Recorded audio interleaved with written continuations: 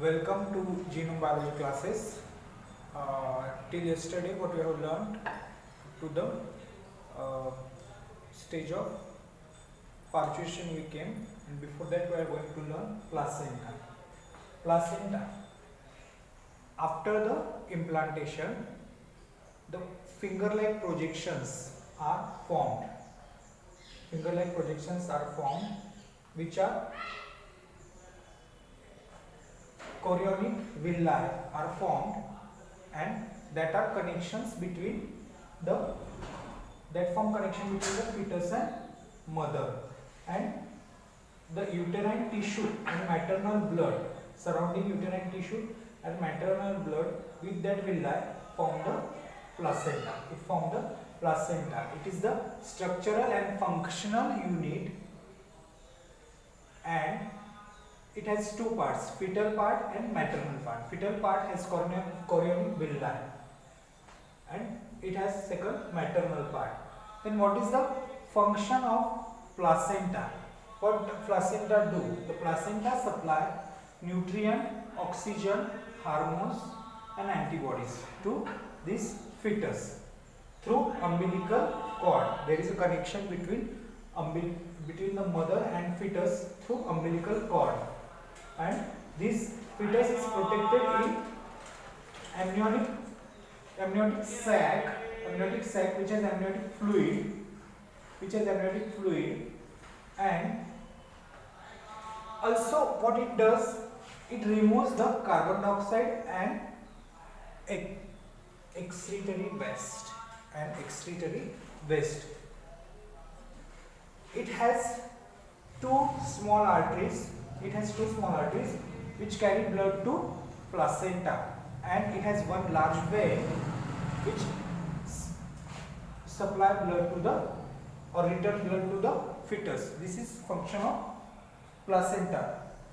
Another, it acts as an endocrine tissue. An endocrine tissue which secrete hormone like HCG, HPL and relaxin. HCG means we learned in previous classes, human chorionic gonadotropin hormone. HCG hormone and human placental lactogen. This is human placental lactogen.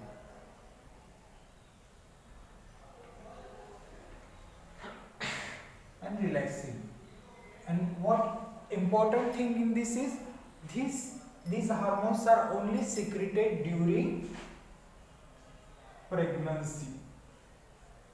अगर question ऐसे पूछा जा सकता है, hormone secreted during pregnancy में आ सकते हैं, तीन हार्मोन इंपॉर्टेंट है, इस पर क्वेश्चन आ सकता है. Hormone secreted during only during pregnancy,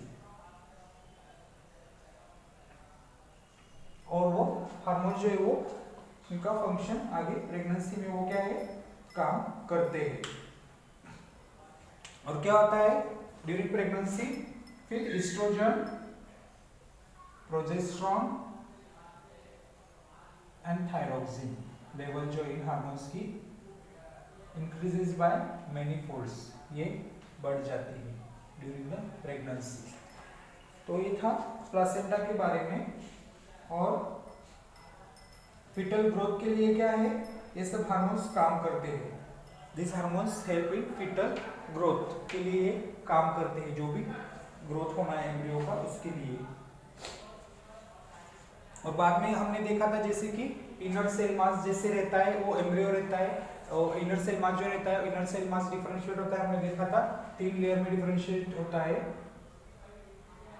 ectoderm outer, mesoderm middle और एंडोडर्म इनर. हमने पिछले लेक्चर्स में देखा था ये डिफरेंशिएट हो जाता है तो आउटर लेयर एक्टोडर्म में ऐसे, और इसमें जो इनर मास सेल है, इनर मास सेल जो रहता है वो क्या रहता है, उसको इनर मास सेल जो रहता है वो उसमें क्या पोटेंसी रहती है कि उसको स्टेम सेल्स बोलते हैं, उसको हम बोलते हैं stem cells. Inner cell mass जो रहता है उसको हम बोलते हैं स्टेम सेल्स। उसको कंप्लीट ऑर्गन फॉर्म करने की कैपेसिटी उसमें रहती है, पोटेंसी रहती है कि वो गिव राइज टू टिश्यू और complete organ, give rise to tissue और complete organ. And stem cell therapy में हम उसको यूज कर सकते हैं। स्टेम सेल थेरेपी अभी जो डेवलप हो गया उसमें क्या होता है कि समझो बच्चे का अगर तुम ये स्टेम सेल प्रिजर्व करके रखते हो तो उसको आगे जाके फ्यूचर में आप कोई भी ऑर्गन या कोई भी उसको डिसीज फॉर्म होता है जिसमें कुछ सेल्स कहीं की डैमेज हो जाते हैं तो वहाँ हम ये स्टेम सेल जो है वो थेरेपी से हम यूज कर सकते हैं। कुछ नर्वस डिसऑर्डर से न्यूरो के जो डिसऑर्डर है स्पाइनल कॉर्ड रिलेटेड वगैरह उसमें भी स्टेम सेल थेरेपी अच्छे से अभी यूज होने लगी है। ये स्टेम सेल यूज कर सकते हैं। और एम्ब्रियोनिक डेवलपमेंट हमने देखा कल, फिर पार्चुरेशन भी देखा। पार्चुरेशन अभी आज हम देखने वाले हैं। तो ये था प्लासेंटा। प्लासेंटा में हमने देखा कि क्या है कि जो फिंगर लाइक प्रोजेक्शन होता है, और ये किससे फॉर्म होता है फिंगर लाइक प्रोजेक्शन? प्लासेंटा जो है वो फॉर्म होता है आउटर ट्रोपोब्लास्ट। ट्रोपोब्लास्ट जो है, ये ट्रोपोब्लास्ट हमने देखा था बाहर का लेयर था, अंदर था इनर सेल मास जो एम्ब्रियोब्लास्ट जो था, और बाहर था ट्रोपोब्लास्ट। तो ट्रोपोब्लास्ट जो मैंने बोला था ट्रोपोब्लास्ट से कल बताया था, ट्रोपोब्लास्ट से क्या फॉर्म होता है? प्लासेंटा। हमने कल देखा था ट्रोपोब्लास्ट से प्लासेंटा होता, और एम्ब्रियोब्लास्ट से एम्ब्रियो फॉर्म होता है, देखा था। तो ट्रोपोब्लास्ट जो है उसका फिंगर लाइक प्रोजेक्शन बनके क्या फॉर्म होता है? प्लासेंटा कोरोनिक विल्लाई फॉर्म होता है, और वो यूटेराइन टिश्यू और मैटरनल ब्लड के साथ इंटरडिजिटेड हो जाता है, कनेक्ट हो जाता है, इंटरडिजिटेट हो जाता है, और उससे फॉर्म होता है अपना प्लासेंटा। उसका मैंने बताया आपको कि क्या क्या फंक्शन है। तो अभी हम नेक्स्ट चलते हैं।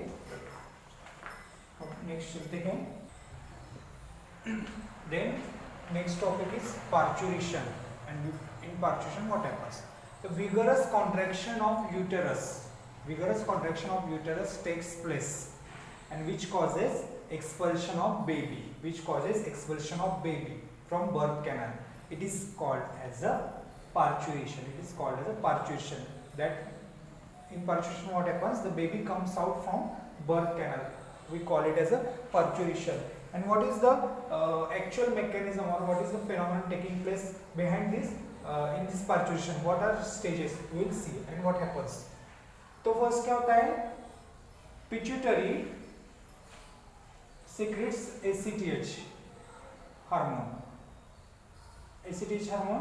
and adrenal glands secrete corticosteroid hormone.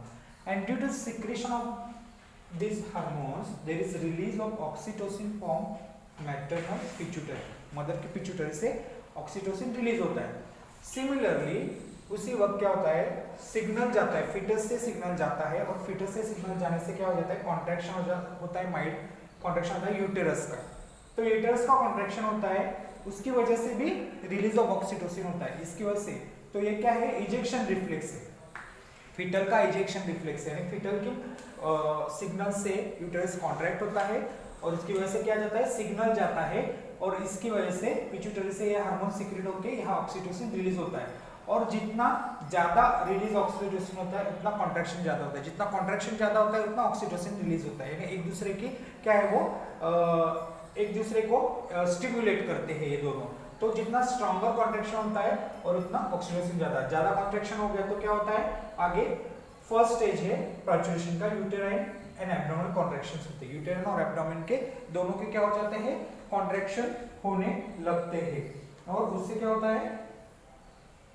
दोनों के कॉन्ट्रैक्शन से क्या हो जाता है? फिर आगे जाके सेकंड स्टेज में हम देखते हैं कि जो सर्विक्स है, अभी यहाँ अगर ज्यादा कॉन्ट्रैक्शन होने लगा तो क्या हो जाएगा? फिटस जो है, बेबी जो है, वो नीचे आता जाएगा। It comes to the downwards, it comes from top to the downwards. और जब डाउनवर्ड आने लगता है तो जो सर्विक्स जो है अपना, यहाँ जो सर्विक्स का रीजन है, तो सर्विक्स का रीजन क्या हो जाता है?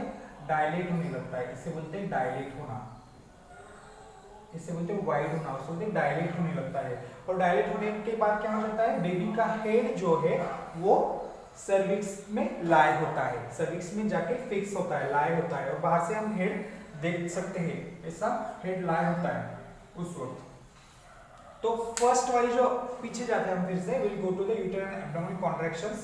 तो इसको ज्यादा टाइम लगता है, कुछ घंटे लगते हैं वो कॉन्ट्रैक्शन होने के बाद डायलेट होने को। It takes few hours. तो आजकल क्या होता है, nowadays there is a lack of dilation in many females due to lifestyle और द सेडेंटरी लाइफस्टाइल। तो what you think that what doctors are doing? Are they injecting something to cause dilatation? Dilation होने के लिए वो कुछ inject करते होंगे क्या? क्या इंजेक्ट करेंगे? हमने देखा है ऊपर यहाँ देखा है। कॉन्ट्रैक्शन किसकी वजह से होता है? कौन से हार्मोन की वजह से होता है? ऑक्सीटोसिन। कॉन्ट्रैक्शन किसकी वजह से होता है? ऑक्सीटोसिन। तो बाहर से ऑक्सीटोसिन क्या करते हैं? इंजेक्ट करना पड़ता है।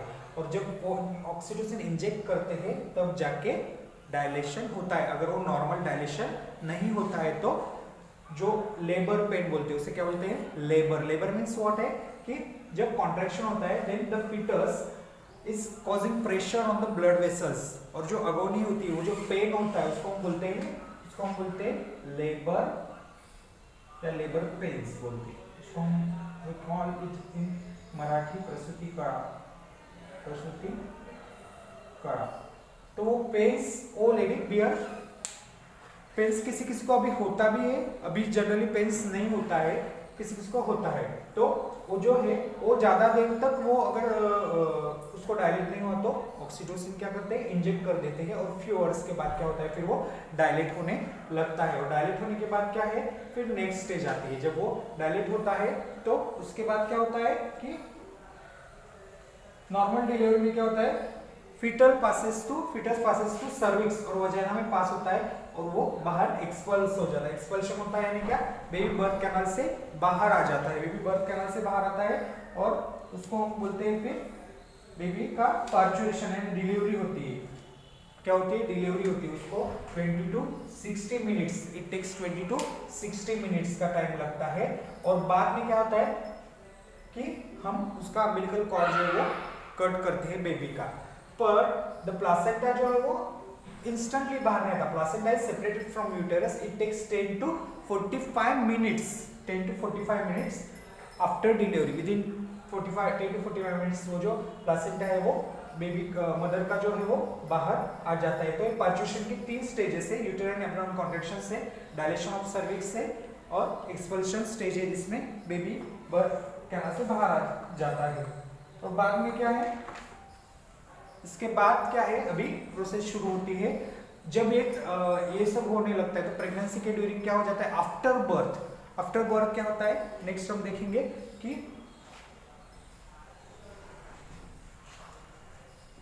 अभी बेबी अगर बाहर आ गया तो उसको कुछ फीडिंग चाहिए ना, उसको कुछ तो खाना लगेगा ना, तो उसको खाना लगता है, उसको भूख लगती है। तो हम देखते हैं कि बेबी का क्या शुरू हो जाता है? फीडिंग। उसको क्या बोलते हैं हम? फीडिंग। तो उसे कहते हैं लैक्टेशन की अब प्रोसेस शुरू हो जाती है। कैसे? तो मेमोरी ग्लैंड जो रहती है फीमेल की, वो डिफरेंशिएशन होता है उनमें प्रेगनेंसी में, और start producing milk. Memory gland से मिल्क प्रोड्यूस होना शुरू हो जाता है, और towards the end of pregnancy milk secret होना शुरू हो जाता है, और इसे बोलते हैं प्रोसेस ऑफ लैक्टेशन। तो लैक्टेशन क्या करता है? Lactation process helps in feeding the newborn baby, है ना। न्यूबॉर्न को फीडिंग में, दूध जो माँ से आता है वो फीडिंग में हेल्प करता है लैक्टेशन। तो हमने लैक्टेशन का देखा था वो कैसे फॉर्म होता है। हमने देखा था कि उसमें क्या रहते हैं अलग अलग मेमोरी ग्लैंड में। हमने देखा था कि अल्वियोला रहते हैं, अल्वियोला सैक रहती है जो मिल्क सीक्रेट करती है, फिर लैक्टिफेरस डक्ट्स रहती है, और फिर वो डक्ट से मिल्क बाहर आता है। हमने प्रीवियस लेक्चर्स में देखा था। वही प्रोसेस सेम होती है। तो जब फर्स्ट मिल्क बेबी को मिलता है मदर से, जो first milk produce during the initial phase of lactation is called cholesterol.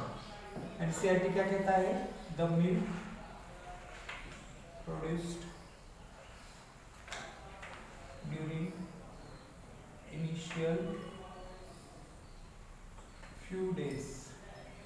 पहले कुछ दिन जो आता है, पहला जो मिल्क आता है लैक्टेशन का,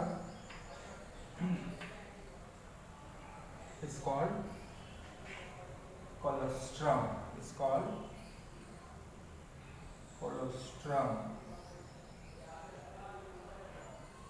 और ये अगर मिलता है बेबी को तो बाद में लाइफ लॉन्ग उसको ज़्यादा वो बीमार नहीं गिरता, उसको ज़्यादा मेडिसिन लेने की ज़रूरत नहीं पड़ती, एंटीबायोटिक लेने की ज़रूरत नहीं पड़ती, क्योंकि कोलोस्ट्रम जो है वो बहुत रिच होता है एंटीबॉडीज में, वो क्या है, बहुत रिच होता है। तो NCERT says that the milk produced during initial few days of lactation is called colostrum। और महाराष्ट्र स्टेट बोर्ड क्या बोल रहा है, the fluid secreted by the mammary gland soon after birth, the fluid secreted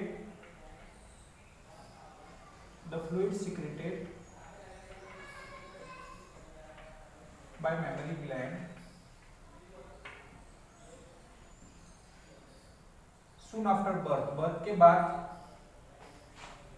memory gland से जो fluid secrete होता है उसे कहते हैं is called colostrum, is called colostrum. देखेंगे कौन कौन से एंटीबॉडीज और क्या क्या है कोलोस्ट्रम में। तो कोलोस्ट्रम में क्या है, कोलोस्ट्रम कैसा रहता है, स्टिकी येलो फ्लूइड है। Colostrum is it's a sticky yellow colour रहता है, पहला जो फर्स्ट मिल्क रहता है वो स्टिकी रहता है fluid. Colostrum is sticky yellow fluid and contents क्या रहते हैं, उसके प्रोटीन रहता है, लैक्टोज रहता है और मदर्स की एंटीबॉडीज रहती है। उसमें क्या क्या रहता है, प्रोटीन रहता है, प्रोटीन जरूरी है ना ग्रोथ के लिए, लैक्टोज रहता है, कौन सा ग्लूकोज रहता है मदर की मिल्क में, कौन सा ग्लूकोज रहता है मदर की मिल्क में, लैक्टोज, लैक्टोज और मदर्स एंटीबॉडीज, मदर से जो एंटीबॉडीज मिलती है वो एंटीबॉडीज रहती है वो रहती है IgA antibodies. There are two types of antibodies, IgA और IgG। तो IgA जनरली कहाँ पे रहती है, तो उसका लोकेशन है IgA कहाँ पे रहती है, रेस्पिरेटरी ट्रैक्ट में रहती है अपनी IgA एंटीबॉडीज। और कहाँ पे रहती है वो, digestive system, respiratory tract, linings में रहती है, सलाइवा और breast milk. Lining of IgA कहाँ पे रहती है, lining of respiratory tract, digestive system, अपना स्पीच जो करते हैं वो सलाइवा में रहती है, सलाइवा स्पीच में रहती है, और ब्रेस्ट मिल्क जो भी हम देते हैं, इसलिए हमने कहा किया ब्रेस्ट मिल्क में IgA एंटीबॉडीज रहती है फर्स्ट कोलोस्ट्रम में उसमें। और IgA क्या करती है जनरली, इट फाइट्स और it gives resistance against the infections, it fights against the or gives resistance against the infection। ये क्या करती है, helps in developing resistance for the newborn baby at a time and it's in immune, क्या है, helps in developing resistance in newborn। ना बाहर आ गए तो उसको बहुत सारे इन्फेक्शंस, हॉस्पिटल में रहता है बेबी तभी हॉस्पिटल से भी बहुत सारे इन्फेक्शंस हो सकते हैं, बाहर जाता है तो बहुत सारे लोगों से मिलते, तो ऐसी कंडीशंस में क्या है, जब उसका इम्यून रिस्पांस अभी फुल्ली डेवलप नहीं हुआ है, resistance in newborn when it's immune response is not fully developed.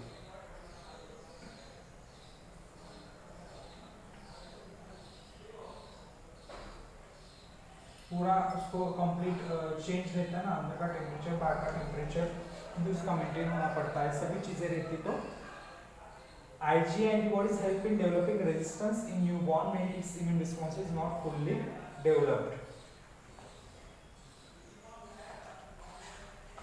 और IgG नहीं दिया है यहाँ पे, पर IgG भी रहता है। IgG कहाँ रहता है, वो commonly found in blood and body fluid में रहता है। IgG एंटीबॉडीज भी क्या रहता है, ब्लड और अदर फ्लूइड में रहता है, वो बैक्टीरियल और फाइट अगेंस्ट क्या रहता है, वो बैक्टीरियल और वायरल इन्फेक्शंस में IgG एंटीबॉडीज फाइट करते हैं। इम्यूनिटी प्रोवाइड करता है। I for immunity, I for immunity, immunoglobulins बोलते हैं, IgA मीन्स व्हाट, इम्यूनोग्लोबुलिन बोलते हैं, इम्यूनोग्लोबुलिन जैसे रहता IG। ओके, तो ये था अभी। और क्या है सबसे बेस्ट, क्या है बेबी जब बर्थ होता है तब डॉक्टर क्या एडवाइस करते हैं, एक्सक्लूसिव ब्रेस्ट फीडिंग बोलते हैं उसको, बोलते हैं